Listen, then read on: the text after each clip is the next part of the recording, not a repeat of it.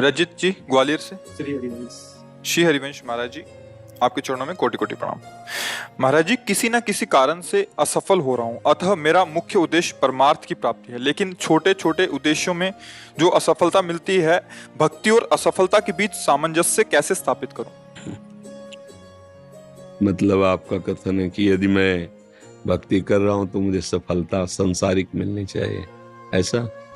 ऐसा नहीं है। मेन उद्देश्य तो सफलता मतलब आत्म सिद्धि है, परमार्थ की प्राप्ति है।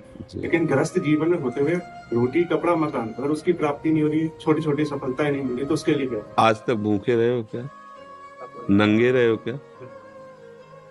आप समझो, मेरे प्रभु जो है इतने करुणामय कि हम आप तो मनुष्य हैं, जो पशु पक्षी हैं, कीट पतंगे हैं, बहुत सी ऐसी योनियां हैं जिसको हम देख भी नहीं पा रहे, प्रभु उनको भी भूखा नहीं रखते। उनका नाम विश्वम्बर है। अब हमारी चाहतों की सफलता है। बात समझो, आपने जैसे सहज में कह दिया रोटी कपड़ा और मकान, तीनों से आप खाली नहीं हैं। ईमानदारी से बोलो, जिस दिन तुम नंगे घूमे हो और जिस दिन तुम्हें छत के नीचे न रहने को मिला हो और जिस दिन तुम भूखे रहे हो, वायु न मिली हो, जल न मिला हो सकता है अन्न न मिला हो, लेकिन प्राण पोषण के लिए दो आवश्यक है, वायु और जल, है ना? अब हमारी बात असलियत में, हमारी जो शरीर पोषण जीने की आवश्यकता है वो तो सबकी पूर्ति हो रही है। आप देख लीजिए, चाहतों की पूर्ति शब्द है। हम लोग क्या करते हैं कि असली ज्ञान को छुपा करके नकली बात बोल देते हैं, जिसमें सब हाँ में हाँ मिला दे। ये नकली बात है कि हमें रोटी कपड़ा और मकान तो चाहिए, पक्का प्यारे वो पशु पक्षियों को भी देता है। घोंसला बनाने की, आप देखो उनके घोंसले कैसे बने, आप बनाने में फेल हो जाएंगे। नहीं फेल हो जाएंगे? कैसे वृक्ष में कैसे हिलगा के उनको बुद्धि दी, किस स्कूल में जाके सिखाया उन्होंने? हरि ने दी, हरि ने। तुम अपने वास की व्यवस्था कैसे करो, ऐसे बना दिया। भोजन की व्यवस्था उनको सिखा दिया। कोई भी सृष्टि में ऐसा नहीं है जिसका माता की तरह भरण पोषण भगवान ना करते हो। हाँ, अलग अलग जिनको जैसा भगवान ने। अब हमारी जो असफलता है उसमें हमारी चाहत है, मैं कपड़ा तो पहनूं पर ऐसा पहनूं, समझना, रोटी तो खाऊं पर ऐसी खाऊं, मकान तो हो पर ऐसा हो। समझ पा रहे हैं आप? अब इसके लिए हमारा कर्म कार्य करेगा। पूर्व का प्रारब्ध यदि हमारा बहुत बुरा है तो आज तुम बहुत अच्छे आदमी हो, अच्छे मार्ग में चल रहे हो, वो आपको बाधा पहुंचाएगा, आपको सहना होगा। समझ रहे ना? वो आपको बाधा पहुंचाएगा। अब जो ये नाम हम आपको बता रहे हैं कि नाम जप कीजिए, धर्म से चलिए, वो युद्ध करेगा उस प्रारब्ध से, आपको वो गिरने नहीं देगा, आएगा। आप जो कार्य कर रहे हो उसमें सम्यक जो फल मिलना चाहिए नहीं मिला, आपको असंतुष्टता होगी, क्योंकि आपने ऐसे पूर्व में कर्म किए हैं। अब वो आपको बाधा पहुंचा रहे हैं, लेकिन आप भजन कर रहे हो ना, तो आपको निरुत्साहित होने नहीं देंगे। चलो, एक कर्म निष्फल हुआ, दूसरा हम 100 बार उसका अनुष्ठान करेंगे, कितनी बार निष्फल होगा? एक दिन तो सफल होगा ही नहीं, निकल जाओगे, निकल जाओगे। सफलता तुम्हारे चरण चूमेगी। प्रारब्ध कोई देवता नहीं है, हमारा किया हुआ पूर्व कर्म है। हम नया कर्म इतना बलवान करें कि उसको रौंद दे। बात समझे? और उसके लिए अब छोटी मोटी बात नहीं काम करेगी, छोटा मोटा कर्म काम नहीं करेगा। डट के हमें धर्म और डट के भजन विध्वंस करके, अगर विध्वंस ना होते तो फिर मोक्ष कैसे होता? मोक्ष को मतलब जानते हो?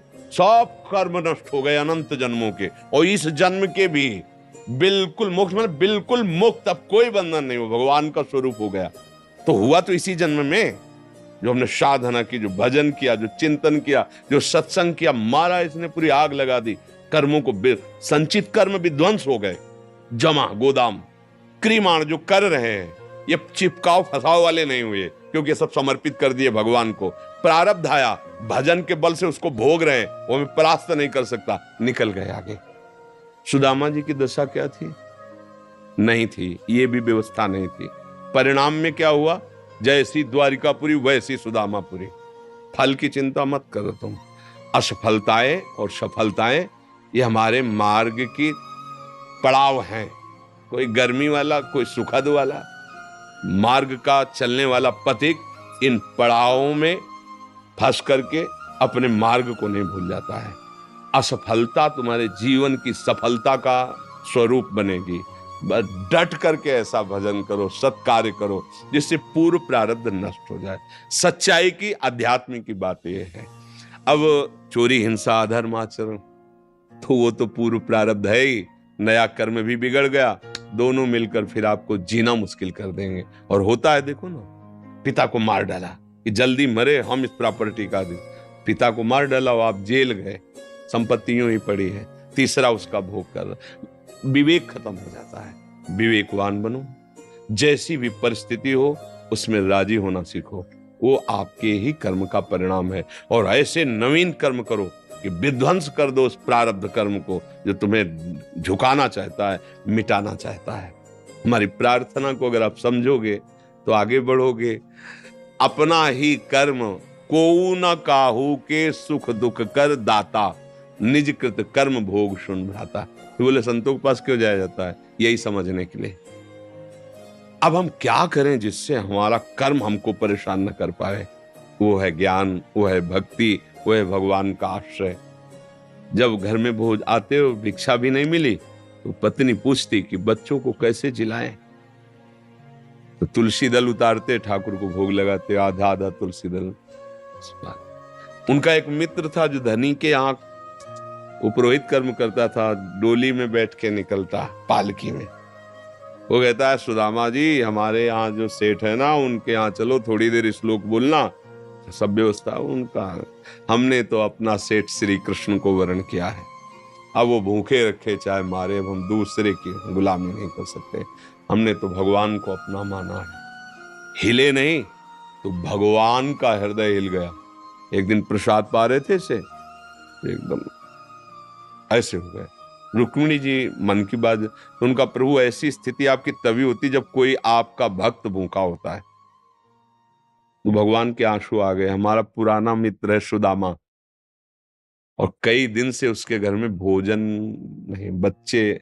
बोले, प्रभु आप दुखी हो रहे हो, महालक्ष्मी स्वरूप आप आदेश करो, त्रिभुवन की राज्य लक्ष्मी उसके घर में। तो उनका बात तो यही कि उसके अंदर कामना नहीं है, और मेरे भक्त के अंदर यदि कामना नहीं होती तो माया मैं नहीं देता। मेरे भक्त के अंदर कामना नहीं होती तो मैं माया, और वो निष्काम भक्त है सुदामा, उसके अंदर कभी कामना आ ही नहीं सकती कि हे भगवान भोजन तो दे दो, कभी नहीं। तो रुक्मिणी जी ने कहा, हम आपका दुख नहीं दे सकते। फिर हम कुछ रचती है, तो उनका नहीं, पहले हमें कामना पैदा करना पड़ेगा।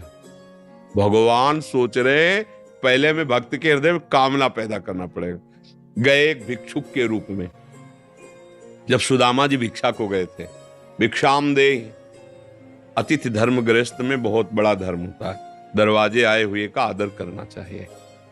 तो कुछ ना हो तो वचन से है। निकली भिक्षाम दे, तो उनका भगवान, हम भिक्षा देने लायक नहीं है। क्यों? उनका एक पुत्र हुआ है, इसलिए सूदक है। ठीक है, 15 दिन बाद आ जाएंगे। बोले मत आना, क्योंकि हमारे जो पुत्र हुआ है वो दरिद्र नामक पुत्र हुआ है, और इसका सूदक पूरे जीवन में नहीं जाएगा। अर्थात हम दरिद्र हैं, हमारे पास कुछ है ही नहीं जो मैं आपको दे सकूं। भगवान ने कहा, सुना है तुम्हारे पति के मित्र द्वारिकाधीश भगवान है, जिनके मित्र श्री कृष्ण द्वारिकाधीश हैं, उनकी ये दशा, एक बार कहो ना अपने पति से कि अपने मित्र के पास जाएं। भगवान चले, पत्नी आए। जब आए सुदामा जी, तो पत्नी ने कहा कि हाँ, हमें तो स्मरण नहीं था, आपके मित्र द्वारिकाधीश है ना, आप उनके पास जाओगे तो मैं कभी इस बात के लिए नहीं जाऊंगा कि श्री कृष्ण मुझे सांसारिक वस्तु दे। नहीं नहीं। बोले, अब कब कह रही मांगना? आप केवल जाओगे तो आपकी दशा देख करके वो आपको दे देंगे। बोले, तुम कहती हो तो हमें दर्शन मिलेंगे मेरे प्यारे के, इसलिए मैं जा सकता हूं। अब मित्र के पास, गुरु के पास जाए तो कुछ ऐसा शास्त्रीय सिद्धांत है, कुछ भेंट ले जाए। बेटी के यहाँ जाए, गुरुदेव के यहाँ जाए, आराध्य देव के यहाँ जाए, ऐसा, और मित्र के यहाँ जाए तो उनका भेंट के लिए, अब खुद खाने के लिए भेंट क्या। सुदामा जी की पत्नी ने कहा, देखो प्रयास करती, 4-5 मोहल्ले के घरों में गई तो कुछ तो ऐसे थे, देखते ही बंद कर लेते थे दरवाजा, मांगेगी आके और क्या है। थोड़ा एक प्रिय भाव रखती थी। तो कहा हमारे पति द्वारिकाधीश से मिलने जा रहे हैं, कुछ उनकी भेंट के लिए।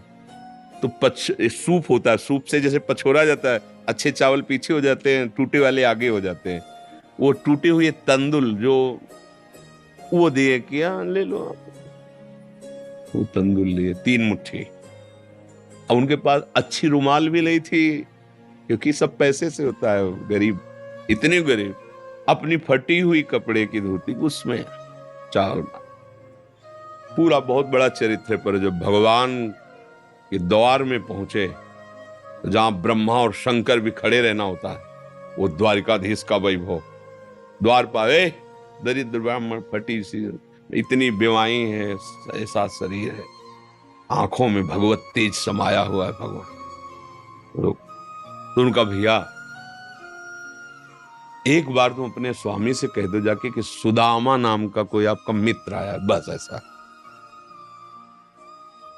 पार्षदों ने बड़े दयालु हैं, पार्षदों का आप यहीं तब तक खड़े रहिए जब तक हम ना आए। और भी पार्षद थे, एक दौड़ते हुए गया, जय जयकार हो प्रभु, कोई एक दरिद्र ब्राह्मण वेश में है और वो सुदामा कूद पड़े भगवान। ब्रह्मा शंकर को भी इंतजार करना पड़ता था, लेकिन सुदामा नाम सुनते ही भाग पड़े भगवान। और ये सब आश्चर्यचकित बात रुक्मिणी जी, पार्षद सब देख रहे हैं कि ऐसे तो कभी भगवान नहीं भागे कि भाई ब्रह्मा जी आए भगवान भाग पड़े या शंकर जी आए, सब आकर इंतजार करते हैं। और प्रभु जब प्रभु दौड़ के गए सुदामा जी को। सुदामा जी संकुचित हो रहे हैं कि मेरी हड्डियां ऐसे सुकोमल, तन मेरे श्याम सुंदर के लग रही होंगी। वो सकुचते जा रहे कि इतना बड़ा वैभव स्वामी हमें ऐसे। भगवान ऐसे अपने हाथ से चरण पखारे सुदामा जी के, थाल रखकर। रुक्मिणी जी आश्चर्यचकित हो रही है, ऐसा कोई तपस्वी, ऐसा कोई महात्मा जिसके ऐसे भगवान अभी तक तो नहीं देखा जैसा इस ब्राह्मण। और धोती कई जगह से फटी थी, जो दुपट्टी उसको कई ऐसे केवल अंग ढके हुए थे, ऐसी धोती थी, हड्डियां शरीर में। रुक्मिणी जी के पलंग पे बैठाला भगवान ने, जिस पलंग को ब्रह्मा शंकर नमस्कार करते हैं, उस पलंग पे बैठाला, चरण धोए, चरणामृत लिया, का हो भाग्य आप पधारे, भोजन पानी से चरण दाब रहे भगवान। सुदामा जी से वो दास पर कितनी प्रीति प्रभु करते हैं। 2-3 दिन 4 दिन सबसे प्रभु मिलवा रहे, परिचय करा, ये मेरे मित्र सुदामा जी हैं, ऐसे बैठे। और सबके बीच में कहा कि ब्याह हो गया है, क्योंकि जब मित्र बने थे तब तो गुरुकुल में थे। सुदामा जी ने कहा पुत्र भी है, तो भाभी ने कुछ दिया भी होगा हमारे लिए। अब ये वैभव, अब वहां फटे कपड़े में तंदुल कैसे? बोले देखो पहले चूक की थी, गुरु माता ने चले दिए थे हमारे लिए, और फिर चूक कर रहे हो, कुछ दिया है? अब भगवान ने ऐसे हाथ पकड़ा, उनका उठाया, इतने स्वादिष्ट कीमती वस्तु तुम छुपाए रखे हो। खोला, उस फटे पुराने कपड़े में लपटे हुए तंदुल, रोमांच हो रहा है भगवान को। रुक्मिणी जी देख रहे हैं कि ऐसी प्रसन्नता से तो 56 भोग भगवान नहीं पाते द्वारिकाधीश, जैसी इस गरीब ब्राह्मण के तंदुल पार है भगवान। दूसरी मुट्ठी ली, तीसरी में रुक्मिणी जी ने हाथ पर, प्रभु बस इतना काफी है इनके लिए। 2 मुट्ठी में 2 लोग का वैभव सुदामा को। प्रगट में 25 पैसे भी नहीं दिए, एक भी वस्तु ले। 3-4-5 दिन आनंद लिए, फिर सुदामा जी से कहा कि तो भगवान ऐसे चले। सुदामा जी ने सोचा कि प्रगट में तो कुछ दिया नहीं, हमें लगता विदा करने चल रहे हैं, तो कुछ अगर 2-4 असरफी भी होंगी तो खान पान व्यवस्था तो चली जाएगी। भगवान ने कहा जो अच्छे अच्छे कपड़े पहनाए थे, रास्ते में कोई उतार सकता है तो उतार दो, अपनी धोती पहन लो। यहाँ पर धोती रास्ते बोले आप इधर से ऐसे जान, फिर वहां से मुड़ जाना। बोले हम तो आए थे तो रास्ता तो जानते ही प्रभु, चले जाए। और रास्ते में सोच रहे मेरे मित्र कितने कृपालु हैं, मुझे इसलिए नहीं दिया कि ये कहीं मेरा चिंतन छोड़कर धन का चिंतन न करें।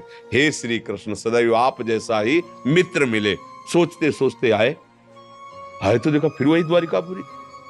बोले मेरी बुद्धि मारी गई है कि वास्तविक यहाँ कोई रचना हो गई। यहाँ तो हमारी एक छोटी सी कुटिया थी, ऐसा ऐसा। देखा कि उनकी पत्नी जो है स्वर्ण थाल लिए दास दासियों से आरती उतारने। तो उनका तुम कौन हो? तो उनका आपकी दासी हूं, आपकी पत्नी। ये सब बोले जिनके पास गए थे ना उन्होंने सब अश्रुपुलकित हो रहे कि वास्तविक तेरे दरबार की आली निराली शान ये देखी, सखावत खुद तेरी गलियों में चक्कर काटते देखा, फैलाया हाथ जिसने तेरे दरबार में आकर तुझे देते नहीं देखा, मगर झोली भरी देखी। ऐसे अगाध सिंधु भगवान का दासत्व भला हमको निष्फल कैसे हो जाए? हम जो राधा राधा जप रहे हरि हरि, ये कभी निष्फल हो सकता है। पर धैर्यवान रहो, धैर्यवान रहो। समय से जब आएगा तो आप निहाल हो जाओगे। अश्रद्धा मत करो और ऐसा भी मत सोचो कि भरण पोषण हमें नहीं, ऐसा नहीं। त्रिभुवन में कोई नहीं है, सबको जैसे राजी हैं भगवान वैसे सबका भरण। किसी को 1 कुंतल मांस चाहिए तो उस पशु को भगवान उतनी व्यवस्था किए। किसी को कितना चारा चाहिए उतनी व्यवस्था किए। कितना सबको, पूरी सृष्टि को भगवान दे रहे हैं। इसलिए ऐसा तो कभी अश्रद्धा करना मत और धर्म से चलते रहो, नाम जप करते रहो, पूर्व कर्मों से लड़ो, निराश होना मत सीखो। आज सफल नहीं है तो हम कल सफल होंगे। ऐसा नहीं कि हर कर्म हमारा निष्फल चला जाए, ऐसा नहीं।